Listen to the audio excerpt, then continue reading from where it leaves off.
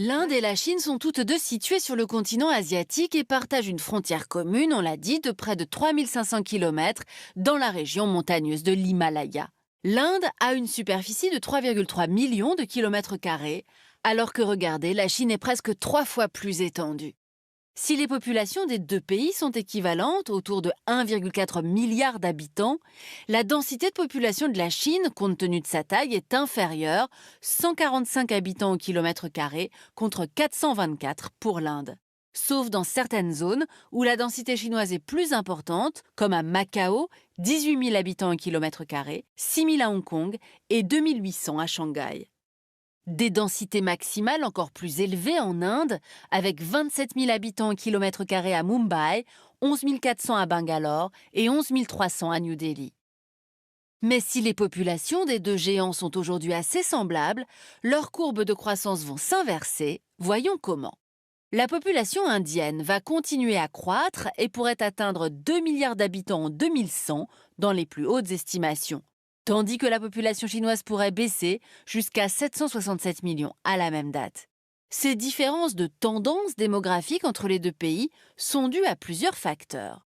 Tout d'abord, le taux de fécondité des femmes, qui en 2021 est de 2,03 en Inde contre 1,16 en Chine.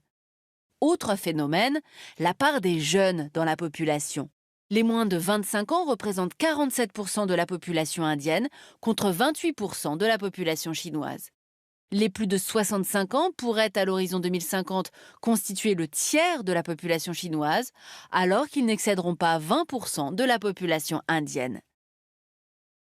Mais si la Chine cède du terrain sur le plan démographique, elle garde l'avantage sur le volet économique, et c'est ce qu'on va voir maintenant. Alors que les deux puissances avaient un PIB presque équivalent en 1990, celui de la Chine est aujourd'hui 6 fois plus important que celui de l'Inde, avec 19 900 milliards de dollars pour la Chine contre 3 300 pour l'Inde. La Chine se classe au 2e rang des puissances économiques mondiales derrière les États-Unis. L'Inde est au 6e rang derrière le Japon, l'Allemagne et le Royaume-Uni. Le taux de croissance du PIB chinois a en moyenne été de 9% par an ces 30 dernières années, contre 6% pour l'Inde. Et en termes de revenus par habitant, la Chine se situe largement au-dessus de l'Inde avec un revenu national brut de 12 000 dollars contre 3 000 dollars. Des montants par ailleurs loin des moyennes américaines, autour de 70 500 dollars, ou de l'Union européenne, autour de 40 000 dollars. Les deux géants asiatiques restent très loin, on le voit, derrière les Occidentaux. Alors à présent, comparons la structure de leurs économies. La Chine et l'Inde ont suivi la même évolution en termes de ressources, passant d'une économie basée sur l'agriculture et l'industrie à un modèle faisant la part belle aux services. Mais alors que le secteur agricole ne représente plus que 7,3% du PIB en Chine, il compte encore pour 18,3% en Inde, faisant du pays la 4e puissance agricole mondiale. Intéressons-nous maintenant à leurs clients. Premier exportateur mondial en 2021 de biens, de services et de revenus primaires avec 3 830 milliards de dollars, la Chine commerce principalement avec les États-Unis, le Japon, la Corée du Sud, le Vietnam, l'Inde, les Pays-Bas, l'Allemagne et la Malaisie. Côté indien à présent, le pays exporte 667 milliards de dollars et ses principaux clients sont les États-Unis, les Émirats, la Chine, le Bangladesh, les Pays-Bas, Singapour, le Royaume-Uni, la Belgique et l'Allemagne. Chine et Inde qui n'exportent pas le même type de produits. La Chine exporte massivement des produits manufacturés, principalement dans l'électronique, alors que l'Inde exporte principalement du pétrole, des diamants et des médicaments. Par ailleurs, la balance commerciale Chine-Inde est largement en faveur de la Chine, notamment à cause des produits électroniques vendus en Inde qui sont à 70% importés de Chine. Mais si la Chine a aujourd'hui un net avantage sur son rival indien, l'écart pourrait se réduire à l'avenir. Voyons pourquoi. En 2022, la croissance chinoise est tombée à 3%, alors que la croissance indienne se maintient à 7%. Et les prévisions pour les années à venir confirment cette tendance. Ce changement est dû à plusieurs facteurs. La démographie indienne, plus dynamique, on l'a dit, avec une population plus jeune. Le revenu par habitant indien est plus faible que le chinois, ce qui permet à Delhi de proposer une main-d'œuvre moins chère. Les entreprises indiennes sont plus dynamiques du fait de leurs capitaux privés, là où la majorité des grandes entreprises chinoises fonctionnent avec des capitaux d'État. Enfin, certaines entreprises étrangères se désengagent de Chine du fait de son isolement, du risque que Pékin fait peser sur certains approvisionnements suite à la crise Covid et aux frictions avec les États-Unis. Exemple, la célèbre marque américaine Apple a décidé à l'automne 2022 de déplacer une partie de la production de ses iPhones de la Chine vers l'Inde, passant de 1% de la production mondiale en 2021 à 7% en 2023 pour une valeur de près de 7 milliards de dollars. Cette part de la production d'iPhone en Inde qui pourrait augmenter jusqu'à 25% en 2025 et 50% en 2027. Les deux pays contrôlent via leur ZEE une partie des très importantes routes commerciales qui joignent l'océan Indien à l'océan Pacifique. Des routes qui voient transiter 60% du commerce mondial. Pour sécuriser ses importations d'hydrocarbures et ses exportations, la Chine a mis en place une stratégie offensive baptisée collier de perles, qui consiste à implanter des bases chinoises et à contrôler des ports dans des pays amis. Une stratégie qui n'est pas du goût de New Delhi, puisque Pékin prend position dans des pays qui relèvent habituellement de la sphère d'influence indienne, comme les Maldives, le Sri Lanka, le Bangladesh, la Birmanie ou la Thaïlande. Cette implantation est facilitée par d'anciens contentieux entre l'Inde et ses voisins, qui partagent pourtant des racines culturelles et linguistiques fortes. S'ajoutent à ce collier de perles des prises d'intérêt chinois au Pakistan, dans le port de Gwadar, et le long du corridor remontant vers la frontière chinoise et la ville de Kashgar. En conflit permanent avec le Pakistan depuis sa création, New Delhi voit d'un très mauvais œil le soutien chinois à Islamabad. Alors, pour contrecarrer la stratégie chinoise, l'Inde a noué des partenariats de défense avec le Mozambique et Oman et cherche à s'implanter dans le détroit du Bab el-Mandeb. L'Inde a également noué des accords stratégiques avec les pays d'Asie du Sud-Est qui doivent faire face aux appétits chinois en mer de Chine méridionale. Une politique agressive qui passe par l'appropriation d'îlots situés dans les ZEE des États voisins de la Chine et engendre des tensions récurrentes avec le Japon, Taïwan, le Vietnam, les Philippines, la Malaisie et l'Indonésie. Mais aussi les États-Unis, très présents dans la zone et garants de la sécurité régionale face à Pékin. L'Inde a profité de ces tensions pour se rapprocher du Japon depuis 2007. Les deux pays défendent l'idée d'un espace indo-pacifique incluant les océans Indien et Pacifique. Un espace libre et ouvert à même de contrer les plans chinois.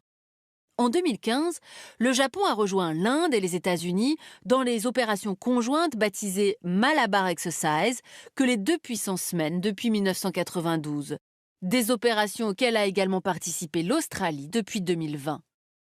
L'Inde a également intégré le dialogue quadrilatéral pour la sécurité, Quad en anglais, une alliance militaire avec les États-Unis, l'Australie et le Japon. Le Premier ministre Narendra Modi se rapproche également de la France, à qui il achète déjà de nombreux armements et qui pourrait se révéler un nouvel allié précieux pour l'Inde dans la région.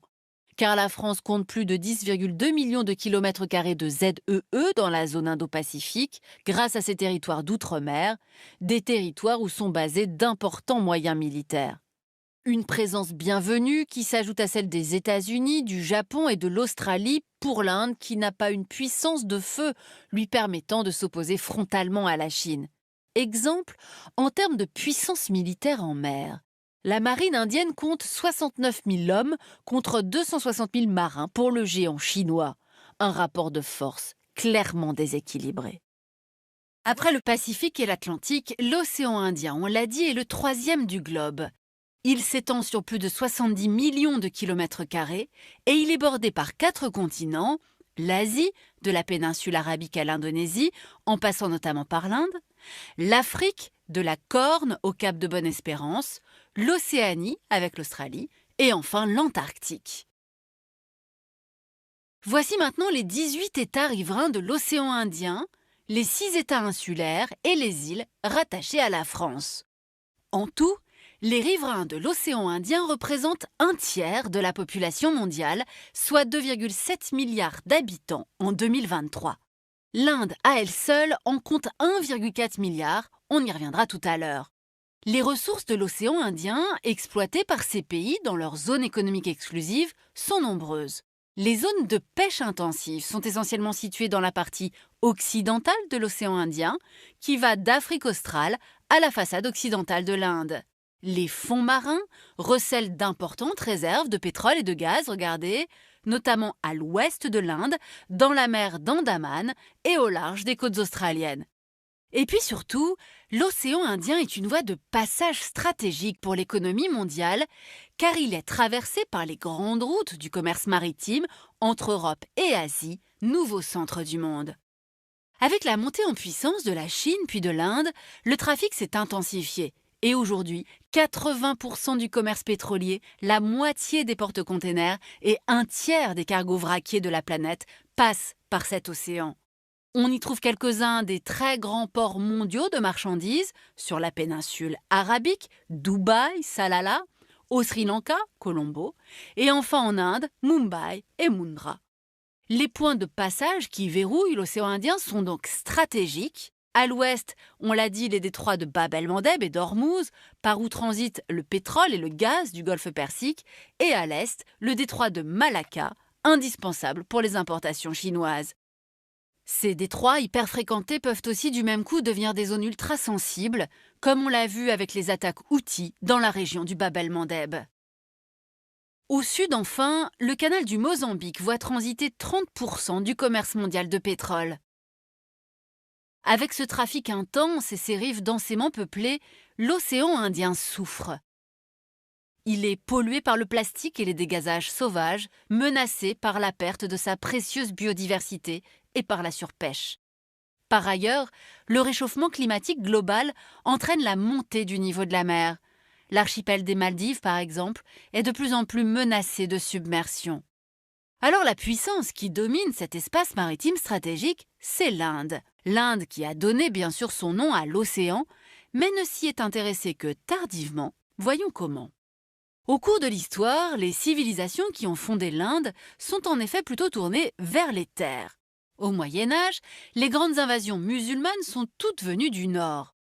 Les habitants des royaumes côtiers maîtrisent le cabotage, mais ne s'aventurent pas en haute mer, laissant le commerce maritime avec l'Afrique et le Moyen-Orient aux navigateurs arabes. Il y a pourtant une exception à cette règle. Entre le 9e et le 13e siècle, la dynastie tamoule des Cholas conquiert un vaste empire maritime qui se déploie de la rive orientale de l'Inde vers Ceylan, l'actuel Sri Lanka, la Birmanie, la Malaisie et l'Indonésie. À la fin du XVe siècle, ce sont les caravelles européennes qui débarquent sur les côtes indiennes pour se fournir en épices. En 1498, le portugais Vasco de Gama jette l'ancre sur la côte de Malabar. Au XVIe siècle, les Moghols, arrivés par le nord, fondent un empire qui va durer 3 siècles. Sur les côtes, les Portugais sont suivis par les Néerlandais, puis par les Britanniques. À partir du XVIIe siècle, les Français, eux, y établissent 5 comptoirs. Les différentes compagnies des Indes sont le fer de lance de la colonisation de l'océan Indien par les Européens, leurs armées venant protéger le commerce. Au milieu du XIXe, le Royaume-Uni, première puissance maritime du monde, soumet par la force le sous-continent à sa domination coloniale. 1947, après l'indépendance de l'Inde et la partition du Pakistan qui donne naissance au Bangladesh en 1971, l'Inde moderne se perçoit avant tout comme une nation continentale. Ce n'est pas vers l'océan qu'elle regarde prioritairement. Sa sécurité se joue désormais à ses frontières terrestres, au Cachemire notamment. Des accrochages vont avoir lieu avec la Chine et des conflits vont l'opposer au Pakistan. Et dans ce domaine, les atouts de l'Inde sont nombreux.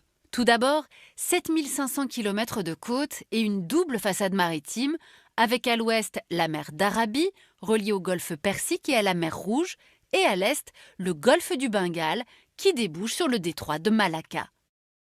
Autre atout, Une immense zone économique exclusive de 2,3 millions de kilomètres carrés le long de ses côtes, mais aussi autour des îles Andaman et Nicobar, deux archipels situés au large de la Birmanie et de l'Indonésie. Enfin, de nombreux ports de pêche et de grandes villes portuaires, comme la gigantesque Mumbai, 17 millions d'habitants environ, capitale commerciale du pays.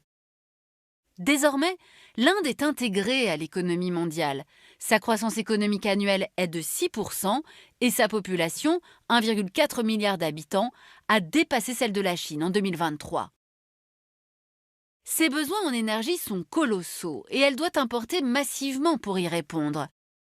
Plus de 80% du pétrole consommé par les Indiens vient ainsi par mer de Russie, des pays du Golfe Persique et du Nigeria. L'Inde doit donc à tout prix assurer la sécurité de ses approvisionnements par voie maritime. Sauf que dans cet océan, l'Inde a pris beaucoup de retard sur la Chine.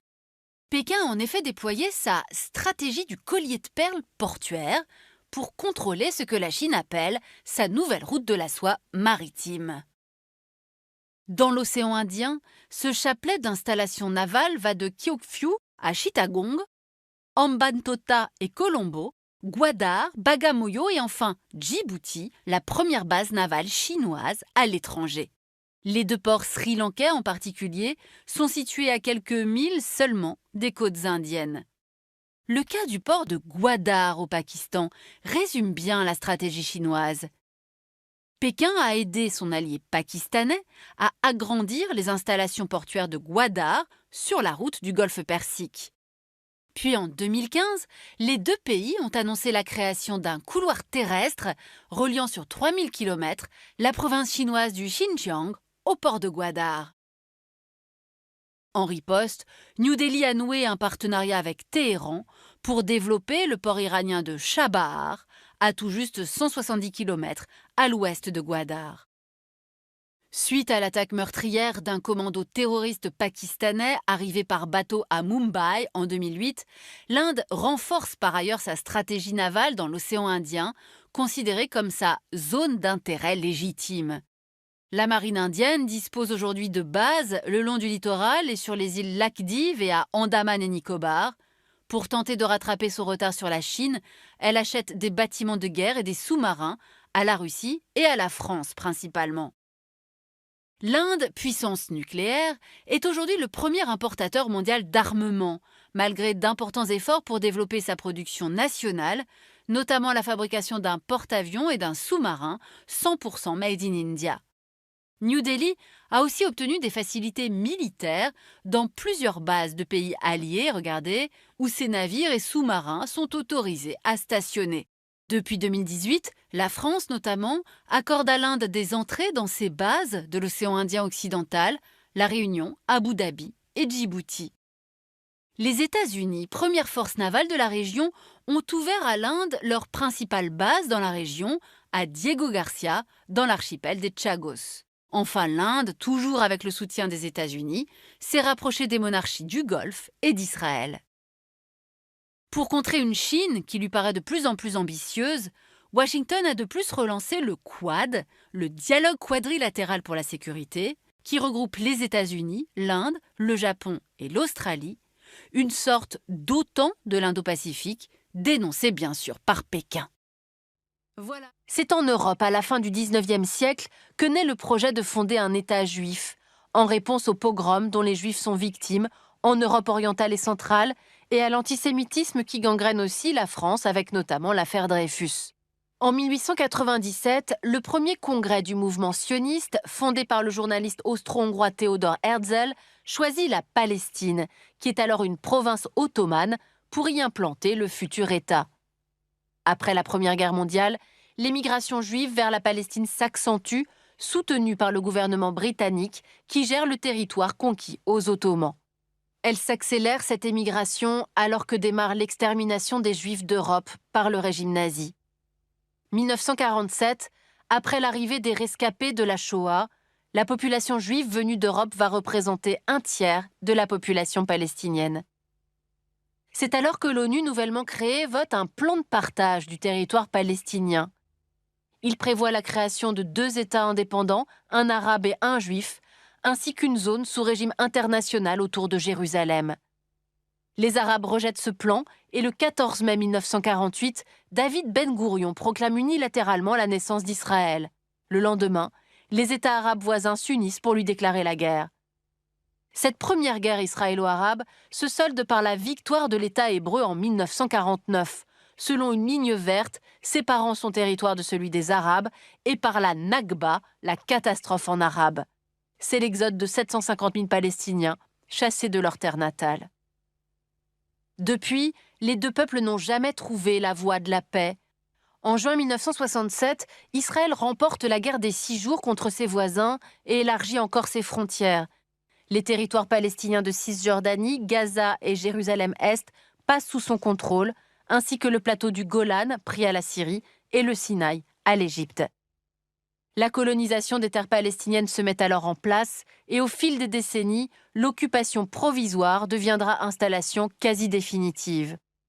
1973, l'Égypte et la Syrie lancent une offensive contre Israël et perdent à nouveau la guerre. Mais après les accords de Camp David, signés par le président Anwar el-Sadat et le premier ministre Menahem Begin sous l'égide de l'américain Carter, l'Égypte devient en 1979 le premier pays arabe à faire la paix avec Israël. Elle récupère le Sinaï en contrepartie.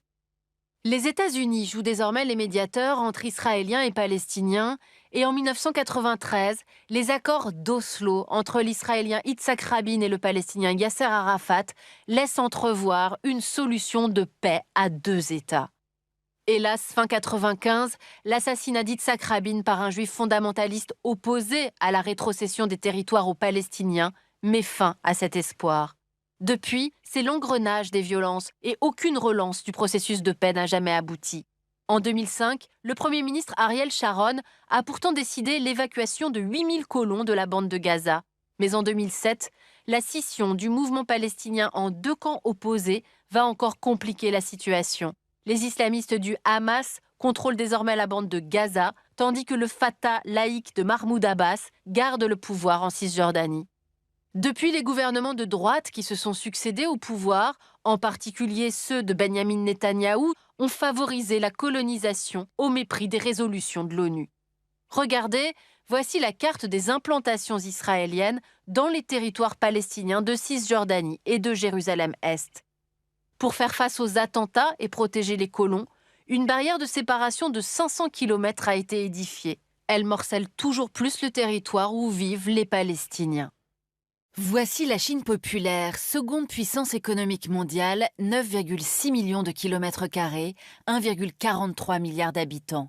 De l'autre côté de ce détroit de 160 km, Taïwan, 21e puissance économique mondiale, l'île compte 36 000 km² et 23,5 millions d'habitants.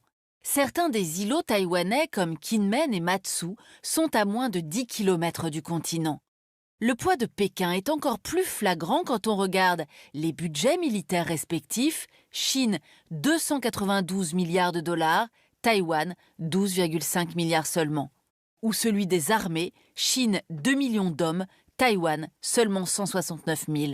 Des navires de guerre, 350 contre 24, et des avions de combat, plus de 3 000 contre moins de 750. Ce décalage évident renforce d'autant la tension régionale que Pékin a déjà absorbé le Tibet en 1951, Hong Kong après 1997, Macao en 1999 et que Pékin ne cesse de renforcer sa pression sur les mers de Chine. Et pourtant, depuis 1949, Taïwan n'a cessé d'affirmer sa souveraineté et son identité. Depuis 1996, cette autre Chine est une démocratie exigeante et le seul pays d'Asie à avoir légalisé le mariage gay. Taïwan est même mieux classé que la France et l'Allemagne, 10e dans le Democracy Index. En 2016, Taïwan a élu une présidente intransigeante avec la Chine, Tsai Ing-wen, du Parti démocratique progressiste. Conséquence, Pékin a rompu toute relation politique avec cette île, à ses yeux trop libre, trop démocratique, trop insolente. Tigre asiatique capitaliste comme la Corée du Sud, Hong Kong et Singapour, Taïwan a un atout majeur dans son jeu. L'île produit près d'un quart des semi-conducteurs mondiaux, indispensables pour toutes nos technologies, smartphones, voitures électriques ou encore armements. Marcher dans Taipei, c'est découvrir une capitale entre influences chinoises, les scooters, les échoppes et japonaises. Taïwan, une petite Chine plus douce qui rappelle sans cesse son attachement à la démocratie. Ici, une manifestation MeToo, là une autre pour les victimes de Tiananmen ou contre la violence du Parti communiste chinois. Sans oublier partout des drapeaux ukrainiens. Ici, l'invasion russe d'un État souverain et démocratique, l'Ukraine, renvoie à la menace sourde que fait peser en permanence Pékin sur Taïwan. Ce genre de panneau, qui indique où aller s'abriter en cas d'attaque, existe à tous les coins de rue. C'est dans cette ambiance qu'a démarré la campagne présidentielle pour l'élection de janvier. Voici le candidat William Lai, c'est le vice-président de Taïwan. Avec Tsai Ing-wen, l'actuelle présidente, ils ont défendu ensemble la souveraineté taïwanaise. Face à lui, le candidat du plus vieux parti taïwanais, le Kuomintang, connu pour favoriser les passerelles avec Pékin, et deux autres candidats, dont le fondateur de Foxconn, géant de l'électronique. Personne ne veut la guerre, nous disent les candidats, et ce, quel que soit leur parti. À l'image d'un peuple taïwanais qui tient fermement à sa souveraineté et à sa démocratie, mais n'a pas l'esprit belliqueux. Un attachement à la paix qui fait partie de l'identité taïwanaise, laquelle évolue avec les années. Ainsi, la proportion de citoyens de l'île qui souhaitent une réunification rapide avec la Chine de Xi Jinping serait, d'après les sondages, en chute libre. Le lien avec la Chine continentale se distend. Cette Chine qui aime pourtant raconter une longue histoire commune avec Taïwan, mais qu'en est-il vraiment ? Depuis 2000 ans, Taïwan est marqué par les influences étrangères. Ainsi, il y a bien eu un lien avec la Chine, avec cette première exploration de l'île qui daterait de l'an 239, date que Pékin aime rappeler pour justifier ses revendications actuelles. Mais arrivent ensuite les Européens, portugais d'abord, venus de Macao au XVIe siècle, et qui appellent l'île Formosa, la belle île. Puis les Espagnols, et en 1642, les Hollandais, avec la Compagnie des Indes orientales, qui font venir des Chinois pour travailler le riz et le sucre. 1662, ils sont chassés par le général Koxinga, chef de guerre de l'armée Ming, venu avec 25 000 hommes et 1000 lettrés qui vont siniser l'île. Pour la première fois de l'histoire, une colonie occidentale est démantelée. L'île est ensuite gouvernée à distance par la province côtière du Fujian. Puis en 1895, la Chine perd Formose au profit du Japon. Tokyo va y développer les infrastructures et de nombreux liens économiques jusqu'en 1945. Certains Taïwanais collaborent avec l'occupant japonais, ce que les Chinois leur reprocheront toujours. À la fin de la Seconde Guerre mondiale, la Chine récupère Taïwan. La Chine qui est alors dirigée par le nationaliste Chiang Kai-shek, chef du Kuomintang, en pleine guerre civile contre les communistes. 1949, Mao l'emporte et Chiang Kai-shek doit fuir à Taipei avec 1,3 million de réfugiés. Il y crée la République de Chine qui siège à l'ONU et rêve de reconquérir la Chine communiste encore isolée. Taipei signe un traité de défense mutuelle avec Washington qui l'appelle la Chine libre, malgré un régime très autoritaire. Mais en 1971, revirement. L'ONU reconnaît la Chine de Mao. Le président américain Nixon fait de même pour isoler l'URSS, acceptant de fait la souveraineté de principe de Pékin sur Taïwan. Afin de garantir la paix en Asie de l'Est, Pékin et Taipei s'entendront finalement sur le principe d'une seule Chine en 1992, principe qui fige le statu quo, ni indépendance de Taïwan, ni invasion par Pékin. C'est un lieu évidemment incontournable ici à Taipei, le mémorial de Chiang Kai-shek, gigantesque, immaculé et qui regarde vers la Chine continentale. Je vous rappelle que Chiang Kai-shek perdit la guerre civile contre les communistes de Mao et se réfugia ici.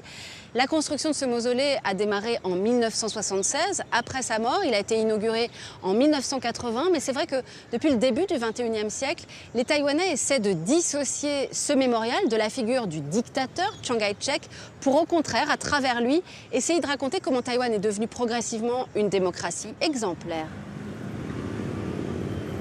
Voici la présidence de la République, un bâtiment construit pendant la période de l'occupation japonaise La présidente Tsai Ing-wen en partira en janvier, car la Constitution limite à 2 le nombre de mandats pour favoriser l'alternance. De quoi donner de grands espoirs au plus vieux parti taïwanais, le Kuomintang, le parti du nationaliste Chiang Kai-shek, lequel est devenu paradoxalement au fil des ans le parti qui défend le plus une ligne douce avec Pékin, favorisant les échanges économiques et politiques. C'est un peu la tour Eiffel des Taïwanais, la tour 101 que vous découvrez derrière moi. Elle a été construite en 2004 et jusqu'en 2008, c'était le plus haut gratte-ciel de la planète, conçu pour pouvoir résister à la fois aux séismes et aux typhons qui sont fréquents dans cette région. Au 33e et au 39e étage de cette tour, on trouve les bureaux des représentations françaises et allemandes. En clair, des ambassades qui ne disent pas leur nom et pour cause, Taïwan n'est pas reconnu par la communauté internationale et les sanctions de Pékin sont terribles pour qui a malgré tout des relations avec Taïwan. Taïwan entre reconnaissance et déreconnaissance, on voit ça tout de suite avec nos cartes. Depuis 1971, les efforts de Pékin pour saper l'influence de l'île rebelle n'ont jamais cessé. En 1949, une majorité d'États reconnaissait encore Taïwan. En 1971, il n'était plus que 68 et aujourd'hui, à peine 13, surtout des petits États insulaires comme Sainte-Lucie ou Tuvalu. En Afrique, il ne reste plus que l'Eswatini après le retrait du Burkina Faso en 2018 et en Amérique du Sud, le Paraguay. Pour isoler Taïwan, la Chine, de plus en plus puissante à l'ONU, brandit la carotte et le bâton. Prenons l'exemple de l'Amérique du Sud. Afin d'intégrer le projet chinois des routes de la soie avec ses nombreux prêts et investissements, la République dominicaine, jadis fidèle alliée de Taipei, et Salvador ont ainsi dû cesser toute relation diplomatique avec Taïwan. À ce jour, 16 pays d'Amérique latine et des Caraïbes ont rejoint les routes de la soie. Entre 2005 et 2018, Pékin a prêté 141 milliards de dollars aux pays d'Amérique latine. La Banque mondiale n'en a prêté que 99. Pour augmenter la pression sur Taïwan, il y a l'isolement diplomatique, mais il y a aussi et surtout la menace militaire. Ainsi, depuis 2021, les incursions chinoises dans l'espace aérien taïwanais sont fréquentes et les avions de combat de Pékin de plus en plus nombreux et sophistiqués.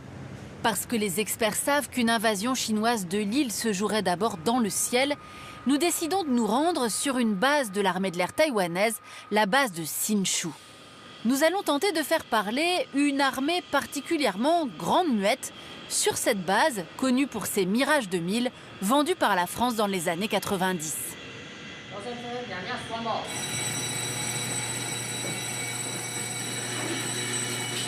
Nous arrivons en pleine simulation d'un décollage d'urgence, suite à une incursion chinoise dans l'espace aérien taïwanais.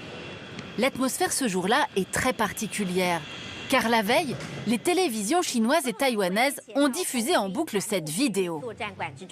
Elle montre la présidente de la République, Tsai Ing-wen, dans un centre de commandement.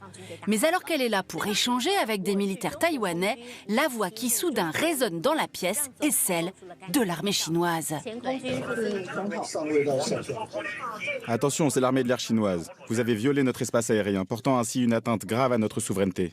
La présidente Tsai Ing-wen tente de faire bonne figure, mais cette visite ultra médiatisée vient bien d'être perturbée par la Chine.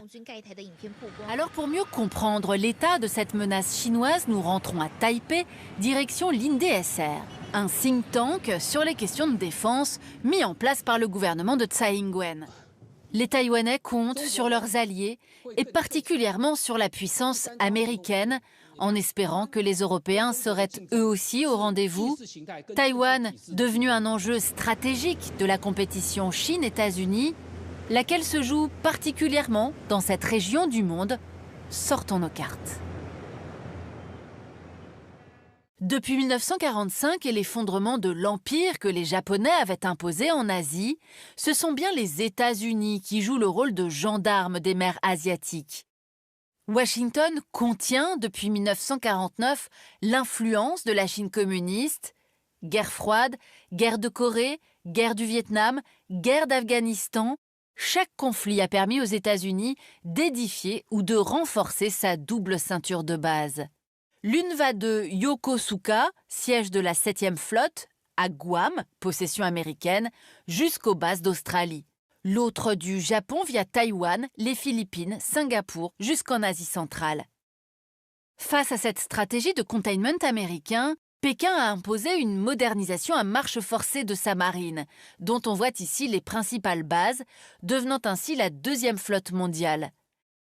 Cela a provoqué en réaction une course à l'armement régional, mais avec un budget militaire annuel qui équivaut à plus de 2 fois celui de tous ses voisins réunis, Pékin est devenu la puissance régionale incontestable. Ainsi, sa puissance maritime est exponentielle. Le premier porte-avions chinois est opérationnel depuis 2011, un second depuis 2018, un troisième depuis 2022, 2 ou 3 autres encore d'ici 2035. Avec 350 navires en tout, la flotte chinoise veut verrouiller les mers de Chine pour en faire des lacs chinois et repousser l'influence américaine au-delà de cette ligne qui passe par Guam et par les îles Mariannes, c'est-à-dire loin, en haute mer. En mer de Chine, Pékin cherche à s'approprier des zones qui sont revendiquées par le Japon, les Philippines, la Malaisie, Brunei et le Vietnam. Exemple, presque à mi-chemin entre l'île d'Okinawa et les côtes chinoises, les îles Senkaku ou Diaoyu en chinois, sous administration japonaise, provoquent régulièrement des incidents entre les flottes des deux pays. Surtout depuis qu'en 2012, Tokyo a racheté à un homme d'affaires japonais, les Chinois disent nationalisé, 3 de ces îlots. Idem pour les 180 îlots des Spratleys au large des Philippines. Une quarantaine sont émergés à marée basse, le Vietnam en occupe 20, les Philippines 9, la Malaisie 5, Taïwan 2. La Chine en a 7, de plus en plus militarisés, et les revendique tous. Au nord des Spratleys, la Chine a annexé l'atoll de Scarborough en 2012, malgré les protestations des Philippines et de la Cour permanente d'arbitrage. Dans les Paracels, même territorialisation agressive de Pékin depuis 2010, cette fois aux dépens du Vietnam et de ses pêcheurs. La Chine qui lorgne aussi sur les îles Pratas, parc national appartenant à Taïwan. Nous avons quitté Taipei, la capitale taïwanaise, vers Kaohsiung, la 3e plus grosse ville de l'île. C'est l'heure pour nous de prendre la mer. Ici, on est au bord du détroit de Formose, dans l'un des plus gros ports commerciaux du monde. On y voit un autre visage de Taïwan, un carrefour stratégique pour le commerce mondialisé. Dans ce port, on regarde la mondialisation à l'œil nu, avec à perte de vue des porte-containers venus du monde entier, et notamment de Chine, resté le premier partenaire commercial des Taïwanais, en dépit des tensions politiques. Ici, sur l'une des artères les plus fréquentées au monde par les navires marchands, on veut croire que les conflits entre États ne déstabiliseront pas les chaînes d'approvisionnement mondiales, notamment pour le secteur stratégique des semi-conducteurs. Transportés généralement par avion, ils sont une sorte d'assurance-vie pour Taïwan. Voyons pourquoi. C'est un marché stratégique, les puces électroniques qui sont au cœur de toutes les technologies actuelles. Elles sont indispensables à la fabrication de nos smartphones, ordinateurs, voitures électriques, et elles sont aussi essentielles à l'industrie de l'armement. Taïwan est donc, on l'a dit, le leader mondial sur ces semi-conducteurs. Et elle détient même un quasi-monopole sur les microprocesseurs les plus petits et donc les plus avancés. Une arme économique et un intérêt stratégique. En effet, dans le cadre de la guerre commerciale et technologique qu'ils livrent à la Chine, les États-Unis sont amenés à soigner tout particulièrement leur alliance avec Taïwan. À elle seule, la société TSMC, basée à Hsinchu, produit près d'un quart des semi-conducteurs vendus dans le monde et fournit des géants américains de la tech comme Nvidia, Qualcomm ou encore Apple. Mais en dépit de cet axe Taipei-Washington, l'administration Trump n'a pas hésité à imposer des sanctions aux entreprises taïwanaises fournissant des puces à des clients chinois. Trump qui demandera également le déplacement d'une partie de la production de TSMC en Arizona, non loin d'une usine Intel, géant du secteur avec Qualcomm et Broadcom. Cette usine, qui doit permettre aux États-Unis de réduire leur dépendance vis-à-vis de l'Asie, devrait entrer en service à l'horizon 2024 avec la fabrication de semi-conducteurs de dernière génération, dits 3 nanomètres. Nous rentrons de nuit à Taipei. Dans un café de la capitale, nous attend une jeune activiste hongkongaise qui s'est exilée à Taïwan, craignant pour sa sécurité. Hong Kong, à moins de 2 heures d'avion de Taipei, qui a vécu ce que les Taïwanais redoutent de vivre un jour. Voyons pourquoi. 1984, Deng Xiaoping et Margaret Thatcher se rencontrent pour parler de Hong Kong. Thatcher s'engage à rendre sa souveraineté à l'ancienne colonie britannique en échange de garanties. Hong Kong conservera après 1997 une économie capitaliste dotée d'un cadre politique libéral pour une durée d'au moins 50 ans. C'est le sens de la fameuse formule « un pays, 2 systèmes ». 2017, Xi Jinping accélère l'absorption de Hong Kong avec la grande baie région Guangdong-Hong Kong-Macao. Une région grande comme la Suisse, au PIB équivalent à celui de la Corée du Sud et interconnectée par des routes et des lignes de chemin de fer à grande vitesse. Les Hongkongais s'inquiètent de cette absorption dans une Chine autoritaire. Sur place, en effet, le bureau de liaison chinois, véritable gouvernement parallèle, permet déjà à Pékin de resserrer progressivement son étau sur Hong Kong. En 2023, on peut considérer que le concept « un pays, 2 systèmes » a vécu. Hong Kong est désormais une ville chinoise presque comme une autre. Sans doute faut-il venir de Hong Kong pour comprendre la nature exacte de la menace chinoise qui pèse désormais aussi sur les Taïwanais. Menaces militaires, économiques, informationnelles, Pékin finançant par exemple certains médias pour qu'ils portent un discours pro-Chine. Au moment de partir, comme un sentiment de contraste entre la douceur de vivre et l'ombre qui plane sur l'avenir de Taïwan. Alors regardons-le, ce pays à la géographie scindée en 2 entre une île et une péninsule pour une superficie totale de 330 000 km². Commençons par la Malaisie péninsulaire. Voici l'agglomération de Kuala Lumpur, qui est le cœur battant du pays et rassemble à elle seule plus de 8,6 millions d'habitants. À 20 km au sud se situe Putrajaya, la nouvelle capitale politique et administrative du pays, qui a vu le jour dans les années 2000. À l'extrême sud de la péninsule, enfin, la cité-État de Singapour, dont la Malaisie est séparée par le détroit de Johor, large d'1 kilomètre environ. La délimitation de la frontière maritime entre les 2 pays a d'ailleurs fait l'objet de recours devant la Cour internationale de justice, notamment pour les îles de Petra Branca, rattachées à Singapour en 2008, ou encore des Middle Rocks, restées sous souveraineté malaisienne.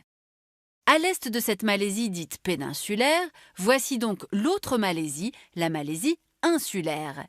Elle se situe au nord de l'île de Bornéo, partage ses frontières terrestres avec le sultanat de Brunei et l'Indonésie, et abrite surtout des forêts équatoriales humides. Point de passage incontournable pour les échanges maritimes entre Extrême-Orient et Océan Indien, les rivages malais ont très tôt attiré les marchands et c'est ce qu'on va voir maintenant en nous rendant dans le célèbre port de Malacca. Fondé vers 1400, ce port devient la capitale d'un sultanat qui va contrôler le commerce dans la péninsule. Au XVe siècle, le sultanat de Malacca se convertit à l'islam, tandis que les navigateurs européens sont peu à peu attirés par ces contrées orientales. 1511, le portugais Albuquerque prend le contrôle de Malacca, mais les Portugais se montrent rapidement incapables de gérer un empire si étendu. En 1641, les Néerlandais s'emparent à leur tour de Malacca, avant que leurs rivaux britanniques ne s'installent quant à eux plus au nord en 1786 sur l'île de Penang. Au XIXe siècle, ces derniers créent les établissements des détroits. Pendant ce temps, au nord de Bornéo, l'aventurier britannique James Brooke, surnommé le Raja Blanc, va créer le royaume de Sarawak. Tous ces territoires passent progressivement sous la couronne britannique, et après la Seconde Guerre mondiale, la carte de la future Malaisie est quasiment dessinée. 1957, la Fédération de Malaisie devient indépendante, Et en 1963, elle s'élargit aux anciennes colonies britanniques de Singapour, de Bornéo du Nord, renommée Sabah, et de Sarawak. 1965, Singapour, peuplée majoritairement de populations d'origine chinoise, devient indépendante de la Malaisie. Alors à présent, intéressons-nous à une autre singularité malaisienne. Sur le plan politique, la Malaisie est aujourd'hui l'une des rares monarchies électives du monde. Le roi est élu parmi les 9 sultans du royaume pour un mandat de 5 ans. C'est le sultan Ibrahim Ismail qui a été élu en 2023 pour assumer cette fonction, essentiellement symbolique, puisque c'est le Premier ministre, nommé par ce dernier parmi les membres de la Chambre des représentants, qui dirige réellement le pays. Alors regardons maintenant l'économie malaisienne. Depuis les années 90, elle s'est fortement développée, avec en 2022 près de 12 000 $ de PIB par habitant, loin derrière Singapour, mais devant l'Indonésie. Pourtant, la Malaisie reste un pays socialement divers et inégalitaire, et c'est ce qu'on va voir maintenant. Du point de vue religieux tout d'abord, l'islam est la religion largement majoritaire en Malaisie, suivie par le bouddhisme, le christianisme et l'hindouisme. Entre 1981 et 2003, le Premier ministre Mahathir a d'ailleurs insisté sur la promotion de l'identité islamique de la Malaisie, une perspective que l'on retrouve jusque dans l'architecture des tours Petronas de Kuala Lumpur, inspirée des minarets. Mais revenons au détroit de Malacca, qui abrite, on l'a dit, le plus ancien port de Malaisie. Au XXIe siècle, ce détroit reste un atout majeur, puisqu'un tiers environ du commerce maritime mondial en volume et 16 millions de barils par jour transitent par ce couloir maritime, soit 3 fois plus que par le canal de Suez. Ce détroit, enfin, abrite 3 ports de containers de dimension mondiale. Le plus gros se situe à Singapour, deuxième port mondial en volume, mais aussi son voisin Tanjung Pelepas. Et enfin, Port Kelang, principal port malaisien situé dans l'aire urbaine de Kuala Lumpur et qui est désormais en 14e position mondiale. Ces régions qui bordent ce fameux détroit de Malacca concentrent l'essentiel des 34 millions d'habitants de la Malaisie. Et ce sont ces territoires qui ont le plus profité du décollage économique du pays, dont le PIB annuel est passé de 44 milliards de dollars en 1990 à 406 milliards de dollars en 2022, un PIB équivalent à celui du Danemark ou de l'Afrique du Sud. La Malaisie a donc bâti sa richesse autour du détroit de Malacca, mais le pays dispose aussi d'autres ressources économiques. Ainsi, la Malaisie est devenue le 2e producteur d'huile de palme au monde, une performance au prix de vastes campagnes de déforestation, notamment ici à Bornéo. La Malaisie est aussi un pays producteur d'hydrocarbures depuis les années 1970, avec des gisements gaziers et pétroliers qu'elle exploite à la fois au nord-est de la péninsule et au large de Bornéo. Enfin, la Malaisie dispose de réserves de terres rares, indispensables pour produire de nombreux objets électroniques et des technologies bas carbone. La Malaisie est d'abord l'un des membres fondateurs de l'ASEAN, l'Association des nations d'Asie du Sud-Est, qui regroupe aujourd'hui 10 États membres. Pourtant, des litiges territoriaux l'opposent régulièrement à d'autres membres de cette organisation, notamment dans la mer de Célèbes. Ainsi, en 2001, la Cour internationale de justice a confirmé que les îles de Sipadan et de Ligitan appartenaient bien à la Malaisie et non à l'Indonésie. Une décision qui n'a pas mis fin aux revendications de souveraineté indonésienne dans cette zone maritime où se trouvent des gisements pétroliers. Mais la Malaisie est surtout tiraillée du point de vue diplomatique, entre d'un côté des accords militaires qui la lient aux États-Unis et à l'anglosphère, elle participe à des exercices annuels sous commandement américain et bénéficie d'accords de défense avec les Britanniques, et de l'autre côté ses liens avec le monde chinois.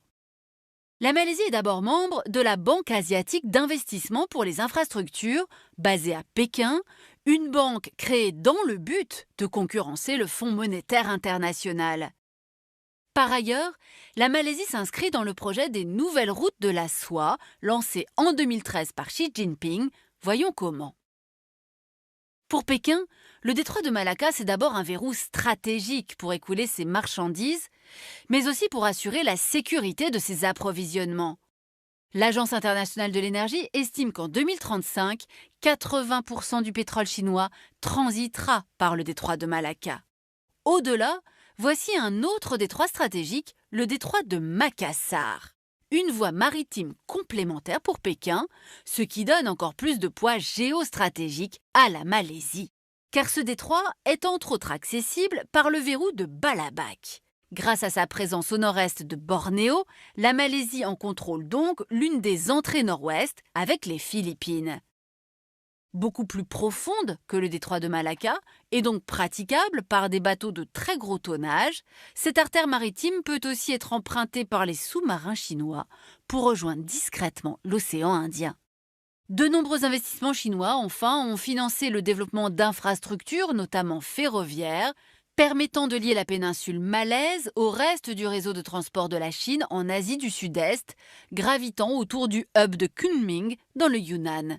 Mais si dans un premier temps, ces projets et financements ont d'abord été fort bien accueillis par la Malaisie, la Chine est aujourd'hui vue avec plus de méfiance. Voyons pourquoi.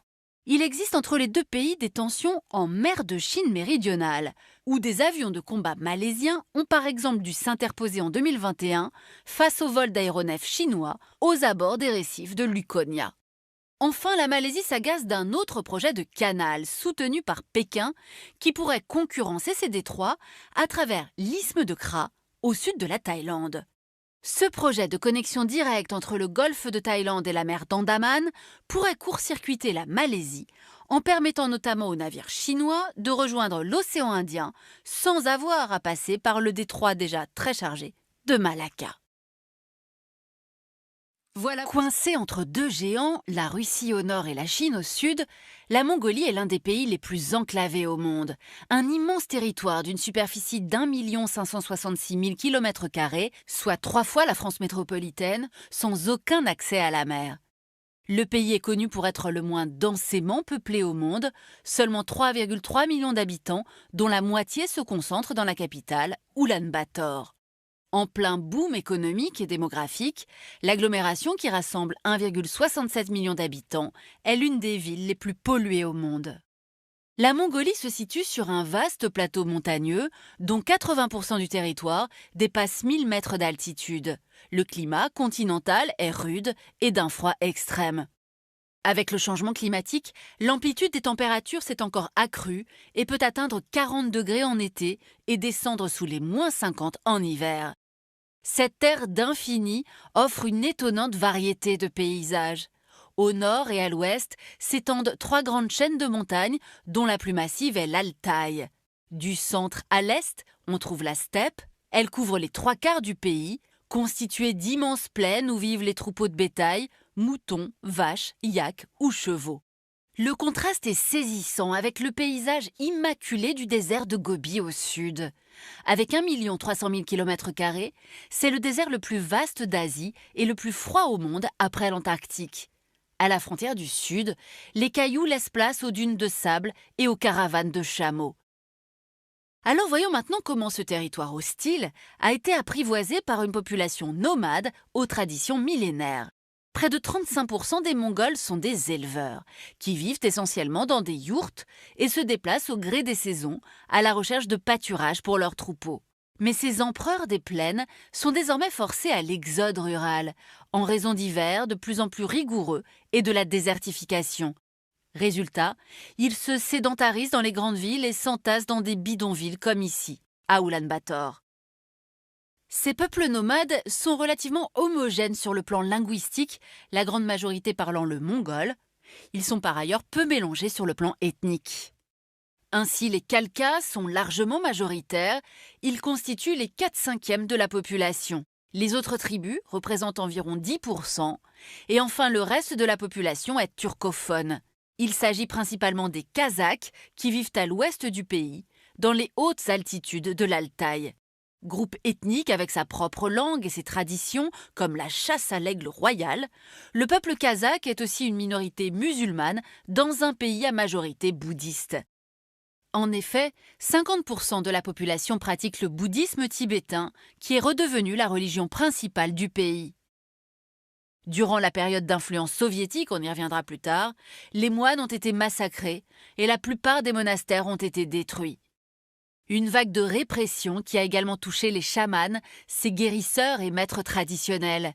Aujourd'hui, les croyances chamaniques sont redevenues très populaires dans les campagnes comme dans les villes. En 1206, après avoir réussi à unifier différents clans nomades rivaux, le téméraire Temujin, guerrier des steppes, est proclamé Gengis Khan, empereur universel. À la tête d'une armée de cavaliers, ce chef militaire hors pair et conquérant implacable part à l'assaut du monde.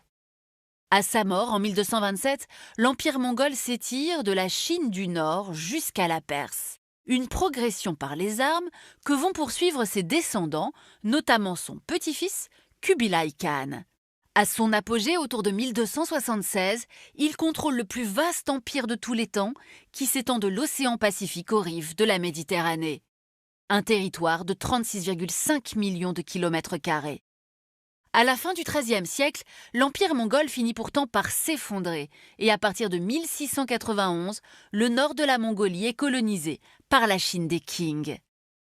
1911, l'effondrement de la dynastie impériale chinoise conduit à une séparation entre la Mongolie intérieure, qui reste rattachée à la Chine, et la Mongolie extérieure, qui, elle, passe sous influence russe. 1924, c'est le tournant avec la proclamation de la République populaire de Mongolie. Le pays devient un État à partie unique étroitement lié à l'Union soviétique. Pendant 60 ans, il vit sous la férule du Parti communiste qui obéit aux ordres de l'URSS. 1990, après la chute du communisme, les premières élections libres sont organisées et le pays s'engage dans une transition pacifique vers l'économie de marché. Aujourd'hui, la Mongolie est une vraie démocratie libérale qui tranche avec les modèles autoritaires mis en place par ses voisins chinois et russes. L'alternance du pouvoir y est réelle entre le Parti du peuple mongol, ancien parti communiste réformé, et le Parti démocrate. La presse est indépendante, seule ombre au tableau, la corruption endémique qui ternit l'image de la jeune démocratie. Ainsi, le pays est classé 116e sur 180 par Transparency International. Fort d'un système politique démocratique original dans la région, on l'a vu, la Mongolie a également bénéficié d'un développement économique rapide, mais fragile, et c'est ce qu'on va voir maintenant. Handicapée par une industrie manufacturière peu développée et une agriculture peu performante, la Mongolie a tout misé sur son activité minière. Véritable coffre-fort géologique, on l'a dit, le pays possède d'importantes ressources. Réserves de charbon, gisements de cuivre, d'or, d'argent, de fer, d'uranium et de terres rares. Dans le désert de Gobi, la mine de cuivre d'Oyu Tolgoi, la colline turquoise, est considérée comme l'un des plus grands gisements de cuivre au monde. L'exploitation a été confiée à une entreprise étrangère, le géant anglo-australien Rio Tinto, qui détient les 2/3 de la mine, le reste appartenant à l'État mongol. Principal moteur de l'économie, le secteur minier représente 26% du PIB et le pays affiche une forte croissance économique, plus de 6% en moyenne depuis 2000. Sauf que ce développement a creusé la fracture entre les élites qui profitent de cet Eldorado minier et le reste de la population dont 27% vit sous le seuil de pauvreté. Paradoxalement, la richesse des sous-sols mongols apparaît comme une malédiction, car l'économie est vulnérable, trop dépendante des variations des cours des matières premières. Et puis surtout, la Mongolie dépend de son principal client, la Chine, qui absorbe près de 83% des exportations mongoles, du cuivre, du charbon, de l'or et du fer. Plus globalement, Oulan-Bator est coincé entre Pékin, qui lui fournit plus de 35% de ses marchandises, notamment des véhicules et de l'électricité, et Moscou, qui l'approvisionne en pétrole. Cette hyper-dépendance à ses voisins fragilise la Mongolie, qui tente de diversifier ses partenaires commerciaux. Et il n'y a pas que sur le plan économique que l'État mongol tente de desserrer l'étau russe et chinois. Toute sa politique étrangère repose sur la même logique, et c'est ce qu'on va voir maintenant. Ainsi, en 1990, au moment de la chute de l'Union soviétique, la Mongolie a fait le choix de la neutralité, avec des mesures fortes comme l'interdiction de stationnement d'armes nucléaires ou de bases militaires étrangères sur son sol. Mais dans son désir d'émancipation, Oulan-Bator a également choisi de nouer des relations privilégiées avec d'autres puissances. Les États-Unis, le Japon, l'Union européenne, l'Inde, des pays démocratiques et développés, susceptibles de défendre l'exception démocratique mongole. L'initiative la plus importante a été le soutien militaire aux États-Unis lors de la guerre en Irak en 2003, tandis que la Chine et la Russie s'opposaient fermement à la guerre menée par Washington dans le pays. La Mongolie joue donc un difficile jeu d'équilibriste pour promouvoir son indépendance, tout en évitant de déclencher un conflit avec ses voisins historiques. En 2016, la Mongolie a signé un accord pour la création d'un corridor économique Chine-Mongolie-Russie, reposant sur une trentaine de projets de voies routières et ferroviaires. Objectif, permettre au pays de devenir un hub logistique entre la Chine et la Russie. Ainsi s'achève ce nouveau numéro du Dessous des cartes. Rendez-vous bien sûr la semaine prochaine, même endroit, même heure. Et d'ici là, n'oubliez pas arte.tv et nos réseaux sociaux pour retrouver l'ensemble de nos vidéos. Commentez, abonnez-vous.